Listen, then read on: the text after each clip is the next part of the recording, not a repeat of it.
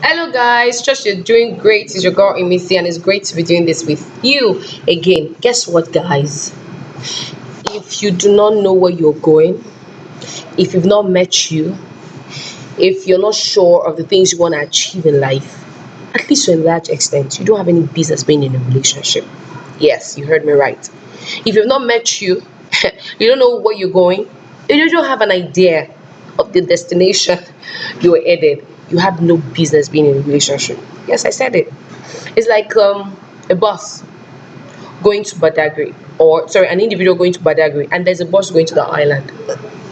And then because this bus is so beautiful and I have a time frame, okay, I need to get to the island 12.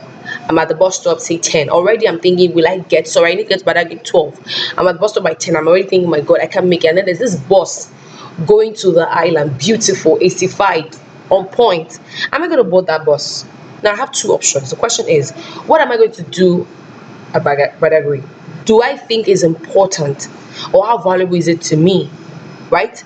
And if I've answered those questions, of course I'm going to enter. I'm going to wait for my boss to go to Badagry. But if I enter that boss into the island, I should be ready to pay the consequences and bear the consequences. I mean, because that means I'll have to come back all the way, go through the traffic and all the issues, waste money, waste time, waste energy. Arrive at Badagry looking dirty, tired, and exhausted. Do you get my point? So I don't have any business going through that bus.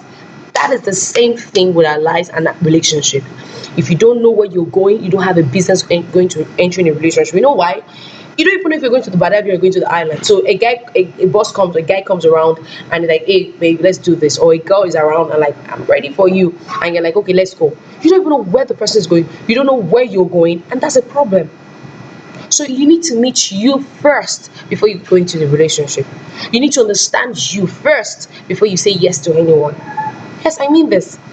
Let me explain this to you. Like I told you guys in my last video, I had to unlearn to be able to relearn. And I learned this great mystery is you need to understand your core values, not just understand, you need to write it out. I got a note.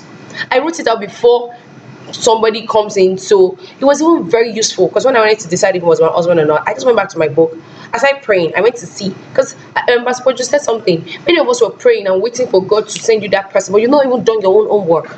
You don't even know if ordinarily this person can fit into what you think God is saying about your life, where you're going, your purpose, and the likes. So, guys, we need to take this assignment seriously. Your issue of core value, because your values, right? Your values is equals to you. If I see your values, I can tell who you are, guys. So values as regards your social compatibility, emotional compatibility, sexual compatibility, and the likes. So you see people get like, oh my God, the guy is pressuring me for sex, and I'm like, okay, beautiful. Not because even if you're tongue speaking, you won't feel this pressure to want to have sex and because come on, it's not blood that's running through your body. But if you believe sex, no to sex before marriage, you have no business marrying somebody that feels, well, when we get there we'll know.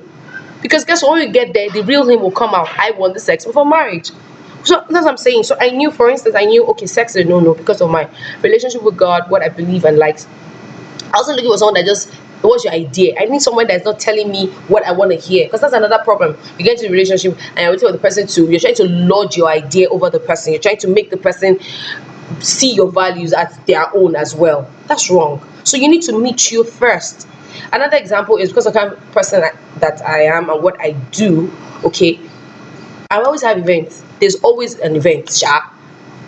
There is either there's one speaking engagement or there's one conference or there's one concert. I love going for those events. Do you get? So I knew that I can't marry someone that just want to be at home, cross his legs. Yes, as much as I want to be at home, I tend to watch movie. I don't want to go anywhere. When there's something to do, I need to be out. I need to be out. So I need someone. Imagine I'm married to someone that feels no, will clash all every time. So this testimony of bliss, heaven on earth, will not be there. The reason why we're having heaven on earth is because we've been able to identify this thing that I've been able to identify my core values and allow God to lead me to accept someone that also has similar core values. That is one of the ways you will have heaven on earth. So it starts with you. Have you met you? And so my husband is, oh, what's up? In fact, we are always most times together. And it's not because I'm always forcing him to follow me all the time. Do you get? Because he too finds interest in those things. You need to do this, guys. You need to meet you. You need to take a walk. You need to go on a journey of self-discovery. You need to go on a journey where you are just meeting you to know you, because it will help you. So, guys, get a note. Sit down. Go on a vacation if you need to, or take a chill pill, or just go on a date with yourself, or just go to a place where you can think. And do not do this assessment in with someone in mind, because what happens is I've seen people try to tailor themselves. They start to like something that someone else is like, so that they can justify to themselves why they can date that person. No, do this for yourself. Write who you are, what you think you love, because what you love is what you love, what you don't love is what you don't love. Write it out.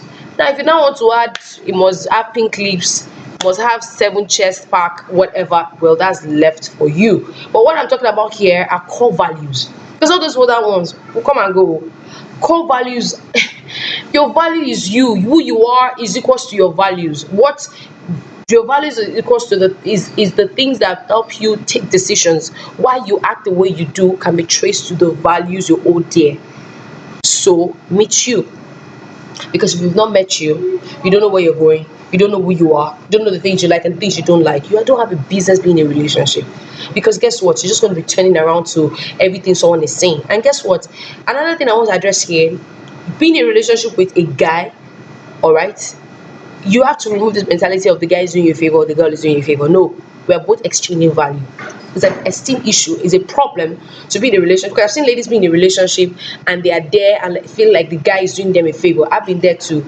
Or the girl is doing them a favor. No, except you don't know who you are and you're not adding value. It's supposed to be two people coming together to exchange value, to forgive themselves and determined to love themselves regardless. So, guys, if you've not met you and you don't love yourself, you remain in that abusive relationship. You will take everything, you take that rubbish, swallow it, because you think this is all I've got. But if you know who you are, I know where you're going, it will help you prayerfully know the kind of person you can accept and the kind of person you can turn down. Like I said, when my husband came, this was one of the things that helped me. Aside praying, I went back to check it. I'm like, okay, are we good friends? Check. Sexual compatibility, check. Emotional compatibility, check. Family background, yeah, I can handle this, yes. Educational background, check. Social background, check. You need to do this at least 70%, not because it always has to be 100%, but you need to do this. All right, guys, so pick it up from here when we meet. Remember, go and do this assessment. Have you met you? Write it. If it doesn't make sense, just write, keep writing. Who am I? My core values. Keep writing. What are those things you can live with and those things you cannot live without? Just write it out. I will pick it up from there. Remember, you can reach me at you can write me at talktomissy@gmail.com. Reach me on Instagram at talktomissy. I would love to hear you. Big shout out to everyone that been reaching out, your feedback, sharing this video, liking this video. Thank you so much. Subscribing to my YouTube channel. God bless you. I'll see you soon. Remember, you can have heaven on earth in your relationship and your marriage. And let the word of God tell us what marriage should be like and not the world. Bye.